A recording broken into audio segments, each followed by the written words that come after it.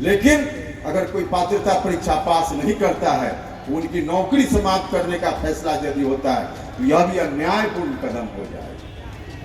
उनकी नौकरी भी समाप्त नहीं होनी चाहिए, दूसरे विभाग में उनका भी सामंजन होना चाहिए।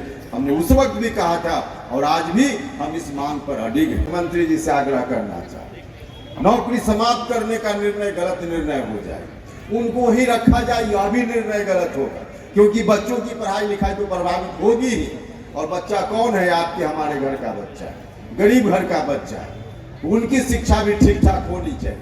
लेकिन अगर कोई पात्रता परीक्षा पास नहीं करता है तो उनकी नौकरी समाप्त करने का फैसला यदि होता है तो यह भी अन्यायपूर्ण कदम हो जाएगा। उनकी नौकरी भी समाप्त नहीं होनी चाहिए, दूसरे विभाग में उनका भी सामंजन होना चाहिए।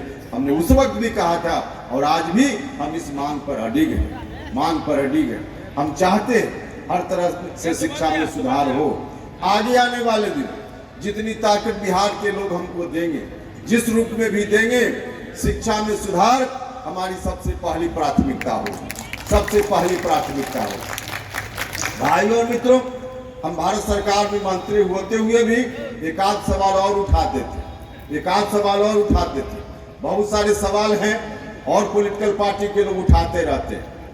नौजवानों के रोजगार का सवाल है, स्वास्थ्य का सवाल है, गरीब लोगों के स्वास्थ्य का सवाल है, इलाज का सवाल है। भारत सरकार ने भी कई निर्णय लिए हैं स्वास्थ्य के लिए।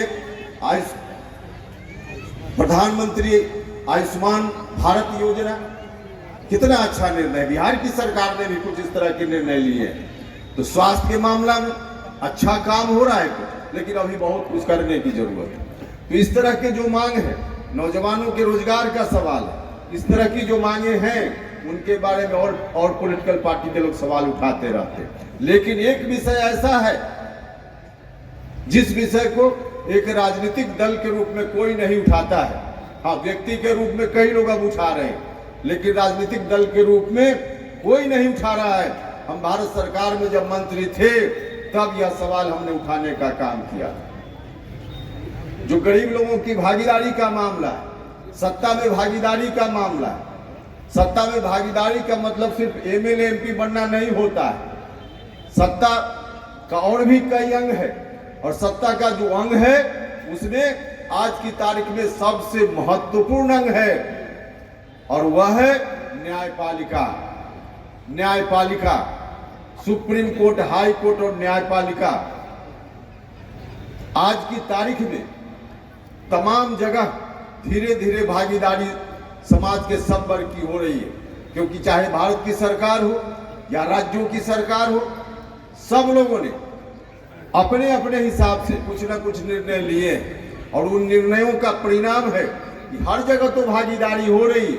न्यायपालिका में नीचे के स्तर पे तो भागीदारी हो रही है, जहां तक राज्य सरकार का जुरिस्डिक्शन है वहां भागीदारी हो रही है। लोग बन रहे हैं, जज बन रहे हैं।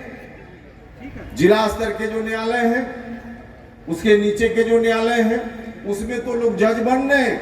लेकिन हाई कोर्ट और सुप्रीम कोर्ट, जो न्यायपालिका में सबसे बड़ी संस्था, कोई गरीब आदमी जिसके साथ अन्याय हो रहा हो वह न्यायालय का दरवाजा खटखटाता है।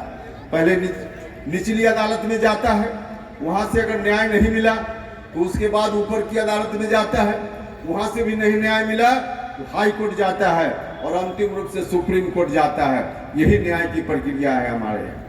नीचे से चाहे आप किसी भी तरह से न्याय हासिल कर भी लीजिए, लेकिन हाई कोर्ट और सुप्रीम कोर्ट जाते जाते आपको न्याय मिल ही जाएगा, गरीब लोगों को न्याय मिल ही जाएगा। इस बात की कोई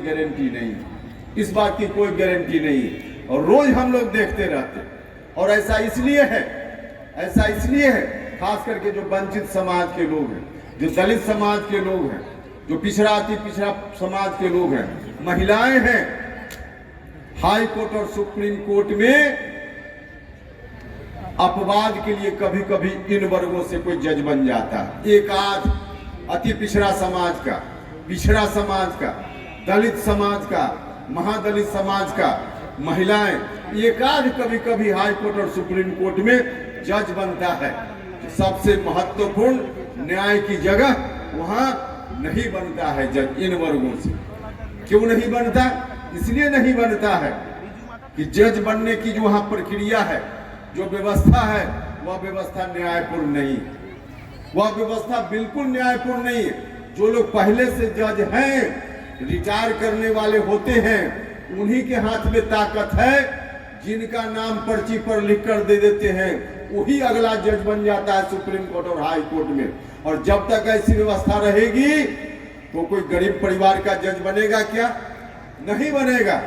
और जो व्यवस्था, उस व्यवस्था का परिणाम है कि नहीं बन रहा है, और उसमें सिर्फ अति पिछड़ा दलित या महिलाएं ही जज नहीं बन रही, ऐसा नहीं है। जो व्यवस्था है वहां, उस व्यवस्था के तहत कोई गरीब परिवार का, ब्राह्मण परिवार का ही कोई नौजवान, कोई भूमिहार परिवार का नौजवान, कोई राजपूत परिवार का नौजवान भी पढ़ने में चाहे जितना तेज हो,